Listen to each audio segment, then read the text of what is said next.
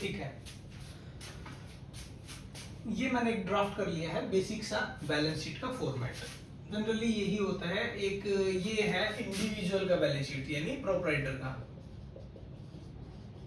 अगर partnership firm का होता तो कैपिटल की जगह पार्टनर्स कैपिटल आ जाता और दोनों पार्टनर्स या तीनों पार्टनर्स या जितने भी पार्टनर्स हैं उनकी कैपिटल यहाँ पर नाम से दिखाई देने लग जाती, पार्टनर ए पार्टनर बी। या फिर कंपनी होती तो उस केस में हो जाती शेयर कैपिटल या फिर शेयर होल्डर्स का पैसा दिखाई देता। अब वो इंडिविजुअल नेम से नहीं दिखाई देता, उसके लिए अलग नोट्स टू अकाउंट में जाता है, लेकिन यहाँ पर फिर शेयर कैपिटल आ जाता। तो फिर इंडिविजुअल के केस में रहेगा हमेशा कैपिटल, और या फिर प्रोप्राइटर्स कैपिटल भी लिख सकते हैं हम इसको। लिख देता हूं प्रोप्राइटर्स कैपिटल, और पार्टनर्स के केस में पार्टनर्स कैपिटल और कंपनी के केस में शेयर कैपिटल। ये जनरली या फिर बेसिकली हम कहेंगे इसको कि कंपनी के अंदर कितना पैसा लगाया गया, ठीक है, वही पैसा दिखाई देता है एसेट साइड में।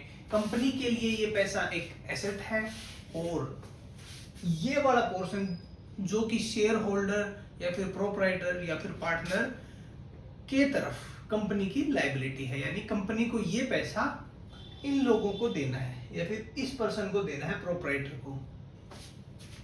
उसके बाद आते हैं करंट लायबिलिटीज। करंट लायबिलिटी में मैंने अभी स्पेसिफाई नहीं किया कि करंट लायबिलिटी ये जो 50,000 का फिगर है ये एक्चुअल में है क्या। ये हो सकता है कि जिन लोगों से हमने सामान खरीदा था उन लोगों को हमने अभी पैसा नहीं दिया, तो वो अभी देनदारी हमारी बुक्स में खड़ी है 50,000 रुपए की। सेम अगर इसका सिमिलर मैं ले लूं, इसको मैं लिखता हूं क्रेडिटर्स। सिमिलर वर्ड है डेटर्स। अब ये तो थी देनदारी क्योंकि हमने सामान खरीदा, ये है सामान बेचा जिसके लिए पैसा अभी हमें मिला नहीं है। ओके, तो ये है लेनदारी। उसके अलावा ये पैसा पड़ा हुआ है कंपनी के पास में, इन्वेस्टमेंट एफडी करवा रखी है @5% पे, और फर्नीचर खरीदा हुआ है, इसके ऊपर कोई रिटर्न नहीं है, ये बस एसेट है सिंपली। और मशीनरी जिससे कुछ भी सामान बनता है या फिर प्रोसेस किया जाता है। इसके आगे अब थोड़ा सा चलते हैं और कंपनी का थोड़ा प्रॉफिट एंड लॉस ड्राफ्ट करने की कोशिश करते हैं कि कैसे ड्राफ्ट होता है। ओके ठीक है, मैं बार बार कंपनी बोल रहा हूं, बट ये कंपनी नहीं प्रोप्राइटरशिप है, तो मैं प्रोप्राइटरशिप वर्ड का यूज करना शुरू कर देता हूं। यहां पर प्रॉफिट एंड लॉस,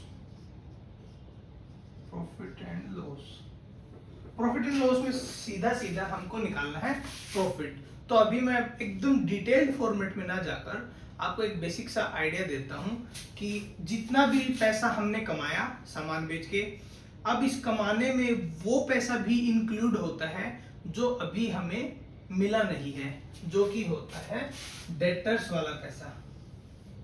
डेटर्स का पैसा वो होता है जो कि हमने सामान तो बेच दिया लेकिन उसके अगेंस्ट में अभी पैसा नहीं आया है।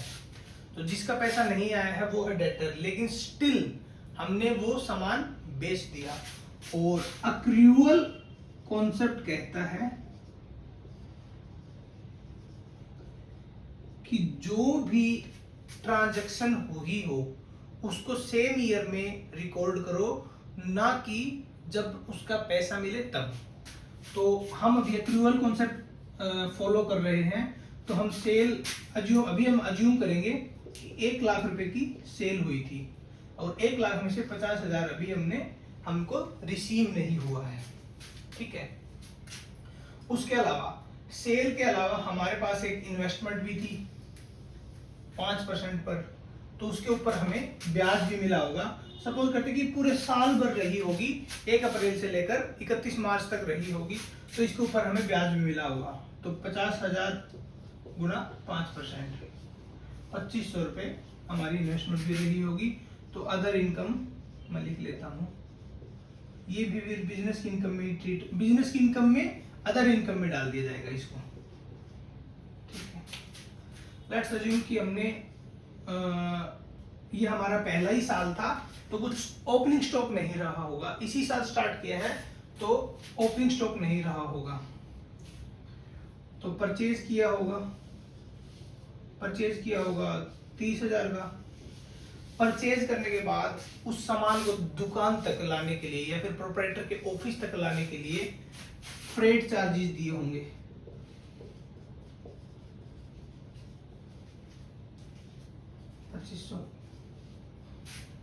और बस वेजिस, वो सामान आया होगा उसको अंदर रखवाया होगा, उसके लिए भी 1,000 रुपये दिया होगा।